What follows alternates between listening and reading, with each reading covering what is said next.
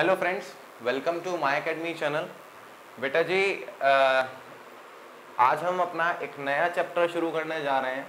वो चैप्टर का नाम है चैप्टर नंबर 10 लिखा हुआ है। चैप्टर नंबर 8 है वो टिग्नोमेट्री, इंट्रोडक्शन टू टिग्नोमेट्री है।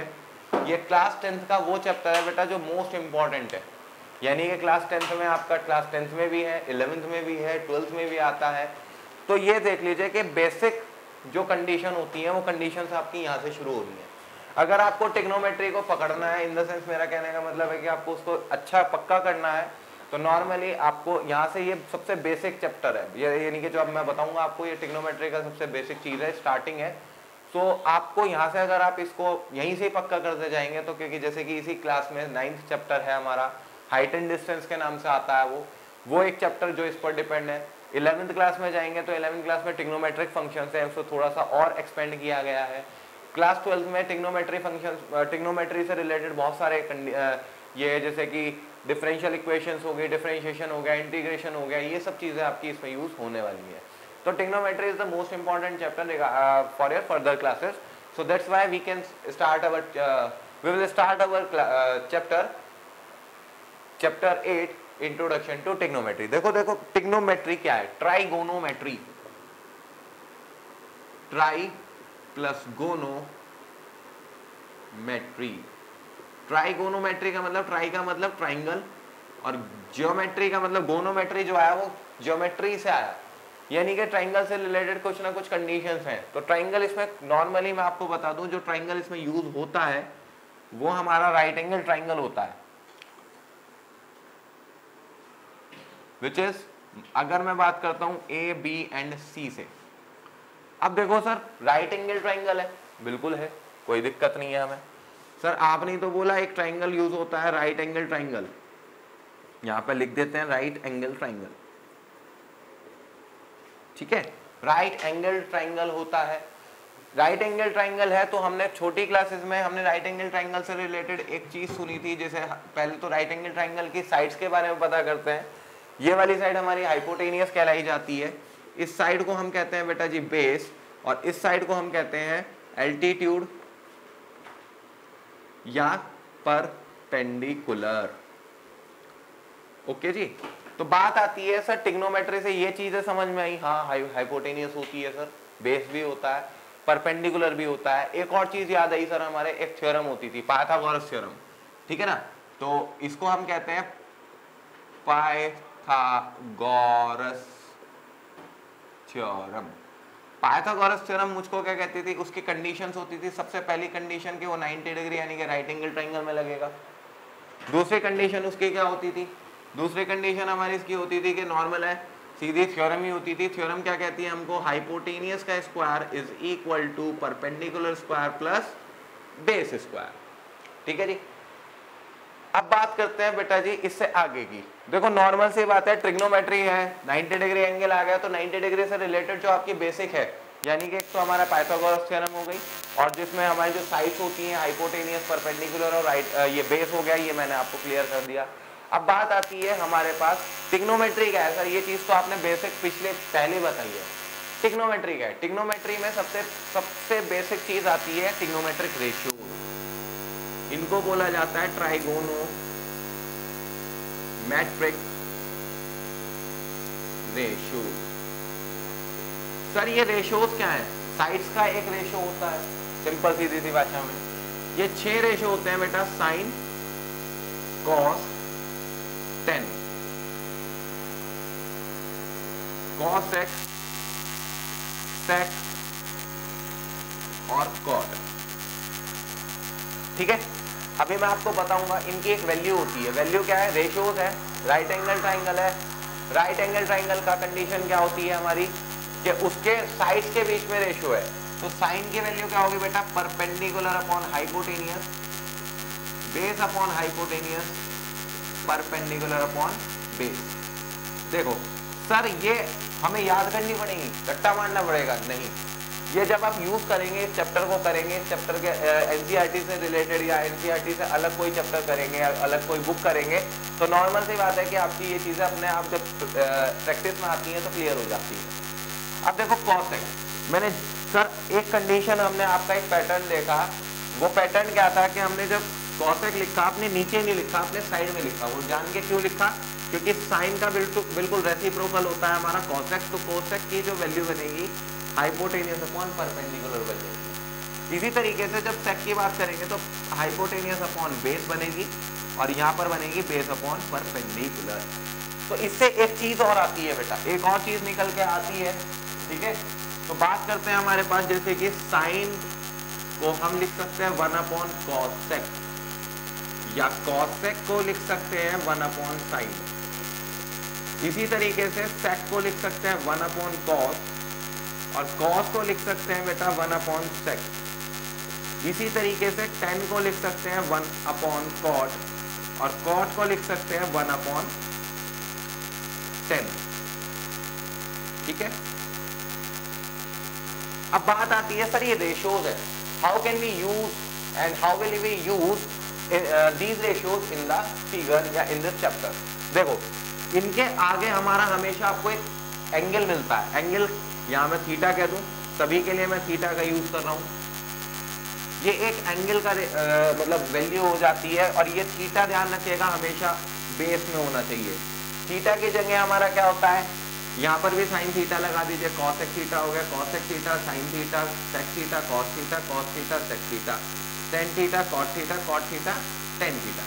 अब बात आती है हमारे पास क्या, थीटा की जगह सर हमें थीटा ही मिलेगा हमेशा? नहीं, थीटा की जगह हमको 10A 10B 10C कुछ भी मिल सकता है। मान लीजिए अगर वो मुझसे कहता है कि एक कंडीशन में दे रहा हूँ आपको, साइन A की वैल्यू निकालनी है, तो साइन A की value A is also the angle, यहाँ पर थीटा भी एक एंगल ही है, यहाँ पर हमारा A भी एक एंगल है। तो देखो अगर इस फिगर में देखो, इस फिगर में देखो C जो है वो हमारा क्या है, बेस में, हमको A में बेस में लाना है, तो इसको थोड़ा सा रोटेट कर देंगे, और रोटेट करके हम इसी फिगर को, क्योंकि देखो B90 है, B90 ही रहेगा, C की जगह हम क्या कर देंगे, A कर देंगे, और A की जगह C कर देंगे। सिर्फ कंडीशन बदलनी है। एग्जाम्पल के तौर पर ये 5 है, ये 12 है, ये 13 है, तो देखो BC यहाँ बेस में थी, यहाँ BC परपेंडिकुलर में आ गई, रहेगी 5, ये मेरी परपेंडिकुलर में थी, ये मेरी बेस में आ गई, ये रहेगी मेरी क्या रहेगी, रहेगी 12B। ये मेरी हाइपोटेनियस 13 है, तो ये मेरी हाइपोटेनियस 13 ही रहने वाली है। तो सबसे पहली बात है, यहाँ पर आपका एक कॉन्सेप्ट क्लियर हो जाता है। कॉन्सेप्ट का मतलब क्या है बेटा, ध्यान रखिएगा कि किस तरीके से आप इन चैप्टर्स को यूज कर रहे हो, या इन रेशियोज को आप किस तरीके से यूज करेंगे, ठीक है।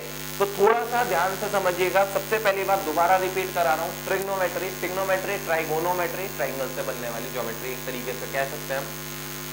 बात आती है राइट एंगल ट्राइंगल की, क्योंकि स्पेशल टाइप ऑफ ट्राइंगल का यूज किया जाता है, जैसे कि राइट एंगल ट्राइंगल मैंने आपको बोला भी है। दूसरा क्या आती है बात, राइट एंगल ट्राइंगल से रिलेटेड आपकी 3 चीज आएंगी सर, ये हाइपोटेनियस होती है, ये एल्टीट्यूड या परपेंडिकुलर कहते हैं इसको, और ये हमारी बेस होती है, होता है। अब सर पिछली क्लासेस में राइट एंगल ट्राइंगल का जब हम नाम सुनते थे तो एक चीज आती थी, क्या चीज आती थी भाई साहब, पाइथागोरस थ्योरम। पाइथागोरस थ्योरम बिल्कुल यूज होगा, कोई दिक्कत नहीं है। देखो कैसे यूज होगा वो मैं अभी आपको बताता हूँ। जो हमारी पाइथागोरस थ्योरम होती है वो क्या होती है बेटा, hypotenuse square is equal to perpendicular square plus base square, ठीक है। अब बात करते हैं थोड़ा सा ट्रिग्नोमेट्रिक रेशियोज की, क्योंकि यहाँ पर क्या है, क्योंकि बेसिक हमारा जो ट्रिग्नोमेट्री असली शुरू होती है वो होती शुरू यहीं से ही है। तो हमारे 6 रेशियोज होते हैं, साइन, कॉस, टेन, और साइन का बिल्कुल रेसिप्रोकल कॉस, कॉस का रेसिप्रोकल सेक, टेन का रेसिप्रोकल कॉट।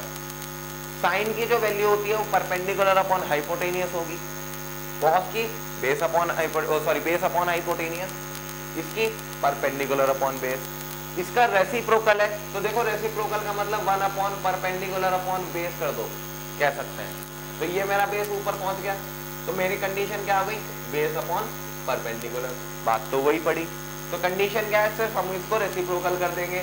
तो कॉस को हाइपोटेनियस अपॉन परपेंडिकुलर, सेक को hypotenuse upon base, and cot को बेस अपॉन परपेंडिकुलर। इससे कंडीशन एक और निकल के आती है कि साइन को हम 1 अपॉन कॉसेक लिख सकते हैं, कॉसेक को 1 अपॉन साइन लिख सकते हैं, सेक को 1 अपॉन कॉस लिख सकते हैं, कॉस को 1 अपॉन सेक लिख सकते हैं, टेन को 1 अपॉन कॉट लिख सकते हैं, कॉट को 1 अपॉन टेन लिख सकते हैं। अगली कंडीशन आई थी, मैंने आपको बताया था थीटा, क्योंकि इनके सामने ये जितने भी हमारे रेशियोज हैं उनके आगे आपको एक वैल्यू मिलेगी, A B C theta alpha beta कुछ भी मिल सकता है। तो देखो थीटा यहाँ पर ध्यान रखिएगा क्योंकि मैंने थीटा यहाँ पर लिया है, तो theta should be in base, ये एक एंगल है, ये बेस में होना चाहिए। जब थीटा यूज हो रहा है तो हमको ये ए बी सी की कोई मतलब नहीं है, अगर थीटा है तो वो सिर्फ हमारा क्या होना चाहिए, वो बेस में होना चाहिए। आगे चलता हूँ बेटा, अब बात करते हैं, देखो जैसे सर थीटा ना हुआ, मान लो उसने मुझसे साइन ए की वैल्यू पूछी, अभी ये क्वेश्चन कराऊंगा ट्रिग्नोमेट्री का फर्स्ट क्वेश्चन है, उसमें सब कुछ क्लियर हो जाएगा आपको। क्या कि ये साइन ए, अब देखो अगर इसी फिगर से मुझको निकालना है तो इस फिगर में ए क्या बेस में है, नहीं है ना, तो उसको बेस में लाना है, उसको रोटेट करना है, थोड़ा सा इस फिगर को रोटेट कर दीजिए, तो रोटेट करने के बाद सी इधर चला जाएगा क्योंकि बी तो 90 है, वो 90 ही रहेगा, उसकी तो वैल्यू आप चेंज ही नहीं कर सकते, सिर्फ ए और सी एक दूसरे से इंटरचेंज हो जाएंगे, वैल्यूज भी थोड़ी सी चेंज हो जाएंगी। अब देखो आई होप आप लोगों को ये चीज क्लियर हो रही होगी। अब बात करते हैं, देखो ये और थोड़ा क्लियर होगी जब ट्रिग्नोमेट्री का 8.1 का फर्स्ट क्वेश्चन लेते हैं, और आराम से क्लियर हो जाएगा, कोई ऐसी दिक्कत नहीं है। आप क्वेश्चंस को करिएगा, अभी आगे भी क्वेश्चन समझाऊंगा मैं, और ये चीज अगर कोई प्रॉब्लम पड़ती है तो आप लोग मुझे कमेंट सेक्शन में लिख सकते हैं कि सर हमें यहाँ प्रॉब्लम आ रही है, तो वो जो है वो चीज हमारी अपने आप रिजॉल्व हो जाएगी। ठीक है, आगे चलते हैं बेटा, देखते हैं। देखिए एक्सरसाइज 8.1 क्वेश्चन नंबर 1, देखो दे क्या रखा है, वो कह रहा है in triangle A B C right angle at B, इसमें आपको क्या दिया हुआ है, A B 24 centimetre, B C 7 centimetre, यहाँ रेशियो नहीं दिया गया, यहाँ वैल्यूज दी गई हैं। तो राइट एंगल है, खुद ही बोल दिया उसने राइट एंगल एट बी, तो यहाँ पर एक राइट एंगल ट्रायंगल बना लीजिए, बिल्कुल बना लिया, लो जी, ए बी सी, ये मेरा राइट एंगल एट बी। ठीक है, अब देखो ए बी कितना है, ए बी कितना है 24 सेंटीमीटर, बी सी कितना है 7 सेंटीमीटर। क्या ए सी निकल सकता है, बिल्कुल निकल सकता है। देखो लिखने का pattern, in triangle A B C by Pythagoras theorem, इससे क्या मिल जाएगा मुझे, हाइपोटेनियस का square is equal to altitude, sorry perpendicular square plus base square. Hypotenuse क्या है बेटा, देखो ए सी का स्क्वायर बराबर A B square plus B C square. तो ए सी कितना है हमारे पास, निकालना है हमको, बी सी ए बी कितना है हमारे पास 24 का स्क्वायर प्लस 7 का स्क्वायर, ये हो जाएगा बेटा 576 प्लस 49 प्लस होकर आ जाएगा 625। अब देखो AC की वैल्यू, जब भी हम क्या करते थे, जब हमारे पास देखो एक्स स्क्वायर की वैल्यू 9 होती थी तो x की वैल्यू प्लस माइनस 9 आती है, ये बताया हुआ है, पहले भी क्लियर हुआ है। ठीक है, क्वाड्रेटिक में भी आप लोगों ने ये चीज पढ़ी हुई है। तो बात करते हैं सर कैसे, थोड़ा सा हमें ये बताओ, यहाँ पर हम कौन सी वैल्यू लेंगे, देखो ट्राइंगल है, कभी भी उसकी वैल्यू, उसकी जो साइड्स होंगी वो कभी भी माइनस में नहीं होंगी, तो हम जो है हमेशा पॉजिटिव वैल्यू लेंगे। तो यहाँ पर अगर मैं बात करता हूँ AC की, तो AC बराबर अंडर द रूट 625 हो जाएगा, विच इज प्लस के 25 सेंटीमीटर स्क्वायर। एक चीज याद रखिएगा, इस चैप्टर को करने के लिए थोड़ा सा आपको 30 तक के स्क्वायर को लर्न होना चाहिए, तभी आप आराम से कर सकते हो। सेंटीमीटर स्क्वायर नहीं सेंटीमीटर आएगा क्योंकि साइड है। तो AC कितना हो गया मेरे पास बेटा, ये हो गया, चलो कोई नहीं, ये मेरा 25। अब देखो वो कह रहा है कुछ वैल्यूज निकालनी है आपको, तो वो वैल्यूज क्या है देखते हैं, कोई दिक्कत नहीं है। देखो आपको निकालना है साइन A कॉस A, आगे चलते हैं sine C and cos C। यहां हमारा क्या है C, तो C से तो मेरी दो वैल्यूज निकल जाएंगी। अगर A की कंडीशन आ रही है तो A के लिए हम अपना एक दोबारा फिगर बना लेते हैं इसी से ही, यहाँ C, यहाँ B, यहाँ A, क्योंकि B तो 90 डिग्री दिया हुआ है, उसको तो चेंज ही नहीं करेंगे। अब बात करते हैं AB की, तो AB कितना है 24, तो यहाँ पर आ गया 24, ये कितना आ गया हमारे पास 7, और ये कितना आ गया 25। अब जो A वाली वैल्यूज है वो हम लेंगे यहाँ से, और जो C वाली वैल्यूज है वो लेंगे हम यहाँ से। तो तो देखो साइन ए रेशियो बनता है परपेंडिकुलर अपॉन हाइपोटेनियस, ये बनेगा बेस अपॉन हाइपोटेनियस, लेकिन हम लेंगे किससे, इस वाली फिगर से। तो परपेंडिकुलर कितना है 7/25 और ये कितना है हमारे पास 24/25। इतना क्लियर हो जाना चाहिए, बहुत इजी सा कॉन्सेप्ट है। अब सी वाली कंडीशन है तो सी वाली कंडीशन हम इसलिए लेंगे क्योंकि बेस में भी यहाँ पर आ रहा है, perpendicular upon hypotenuse base upon hypotenuse, इसका परपेंडिकुलर 24/25 और ये हो गया 7/25। बच्चों का क्वेश्चन ही होता है सर जब उसने साइन कॉस की वैल्यू पूछनी थी तो बेकार में उसने ये चीज दोबारा क्यों पूछी। सिर्फ कंडीशन इंपॉर्टेंस इस क्वेश्चन की ये बनती है क्योंकि उसने एंगल चेंज कर दी, और जब वो एंगल चेंज करेगा तो आपको फिगर भी चेंज करनी पड़ेगी। तो बेटा जी ध्यान रखिएगा इस क्वेश्चन को, ये इजी नहीं है। सिर्फ कह सकता हूं कि हाँ कॉन्सेप्ट को समझना है तो ये क्वेश्चन आराम से समझ में आ जाएगा, लेकिन कंडीशन वही है कि इस तरीके के क्वेश्चंस को करने के लिए, कॉन्सेप्ट को क्लियर करने के लिए इस तरीके के बहुत सारे क्वेश्चंस आपको करने पड़ेंगे जो आपको RS RD में मिल जाएंगे, ठीक है ना बेटा। तो अगली वीडियो में मैं आपको इससे आगे के क्वेश्चन समझाता हूँ। Okay, thank you.